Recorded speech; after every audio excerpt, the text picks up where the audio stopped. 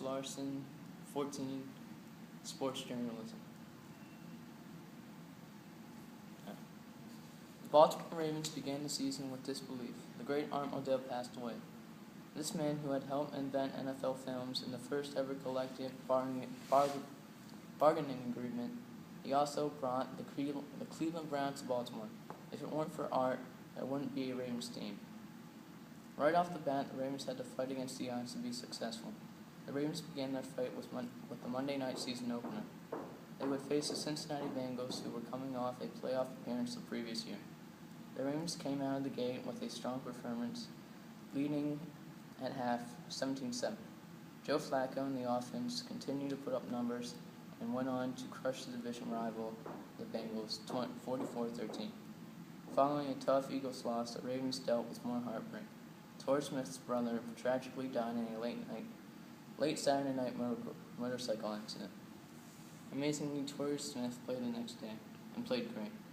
He played with a heavy heart and managed to have 6 receptions for 127 yards and 2 touchdowns.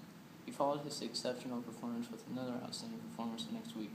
He had 6 receptions for 97 yards and a touchdown.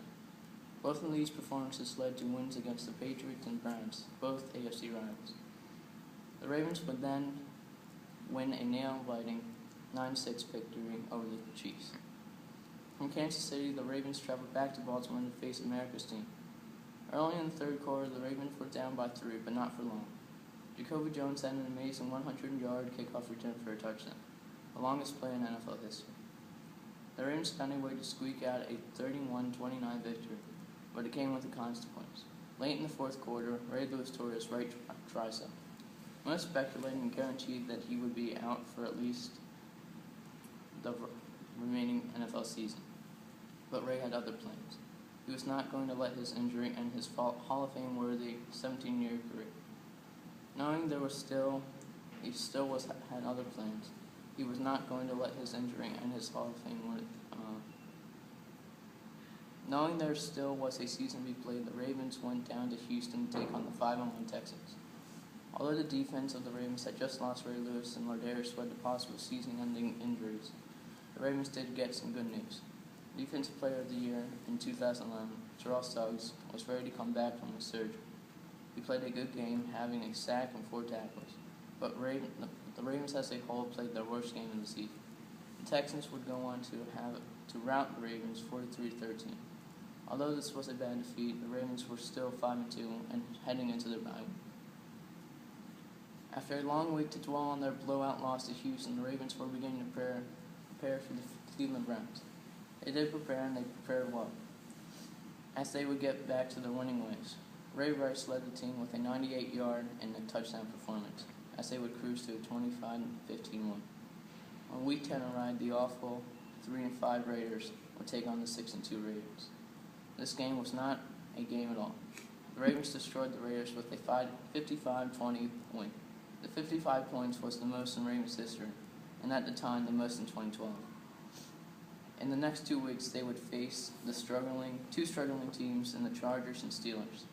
Amazingly, they would find a way to pull out 2 3-point victories. Although after these 2 tough games, they came back home to face the reviled Steelers. This time, the Steelers beat the Ravens by 3 points. The Ravens would continue to lose. They lost to the Beltway rival, the Redskins, and the Denver Broncos.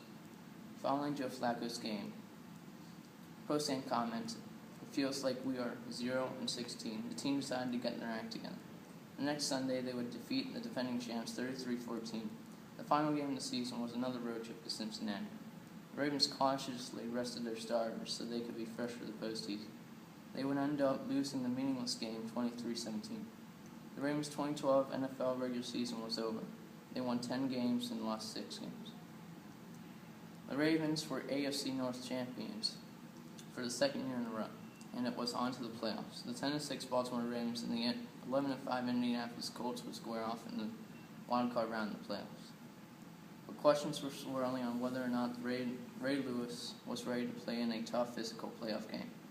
Then, on Wednesday, January 2nd, Ray Lewis dropped a bomb. Ray told the team and then the media that this would be his last ride. A A playoff game would be Ray's last home game ever, and possibly his last game. As Sunday arrived, the Ravens were pumped and inspired for Ray's return and farewell. They took their emotion and put it on the field. Their emotion would translate into a convincing 24-9 win. The Ravens pushed forward as they would get ready for the next test, the Denver Broncos.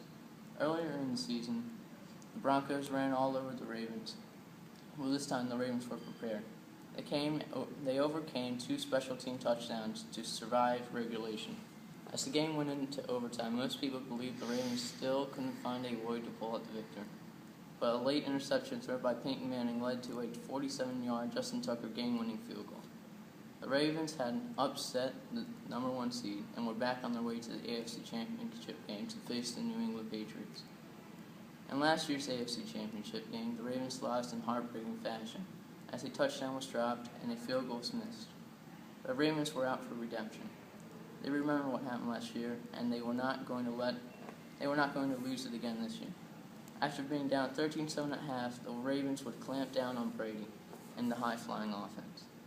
The Pats' offense was shut down, and the Ravens' offense came to life. Joe Flacco threw for 3 second-half touchdowns, and the Ravens had done it. They were going back to the Super Bowl. The anticipation was building, and on February 3rd, it was about to blow. The day was here. It was time to get the game to start. The Ravens knew this would be Ray Lewis's last game ever. They were behind him 100%. They were ready to win for Ray. Halfway through the first quarter, the game was still scoreless, but not for long. The Ravens were on the board first. Joe Flacco threw a 13-yard pass to Anquan Boldin. In the second quarter, the Ravens continued to play, adding 14 more points to the precious lead. When the teams went to halftime, it was an extremely lopsided game. After the extended halftime, the Ravens came back out ready to play, and Jacoby Jones proved it. For a second time this year, Jacoby Jones had a 108-yard kickoff return for a touchdown. Then, unexpectedly, half the lights in the Superdome blacked out. This 34-minute delay would prove to help the 49ers. They put up 17 points in the third quarter and were only down by 5 points heading into the fourth. In the fourth quarter, Justin Tucker nailed 2 field goals, but Colin Kaepernick responded. He ran in for a 15-yard touchdown that put the Niners behind 34-29. But the 49ers were not done. They marched down the field all the way to the Ravens' 5-yard line. After 3 unsuccessful attempts, the game came down to 1 play. 4th and goal, Colin Kaepernick throws a fade to the back of the end zone for Michael Crabtree, and it's incomplete. The Ravens would get the ball back at their own 5-yard line, and 4 plays later, the Ravens would punt it off with 4 seconds left. The seconds ticked down. 4, 3, 2, 1, 0. The game was over. The Ravens had won the Super Bowl. Joe Flacco, the Super Bowl MVP, had thrown for over 1,100 yards and 11 touchdowns in the playoffs, and Ray Lewis would go on as champion. Ray's storied career would end on a goal line stand to win the Super Bowl. It was a fairy tale ending to a fairy tale career. The Ravens had done it. They were Super Bowl champions again.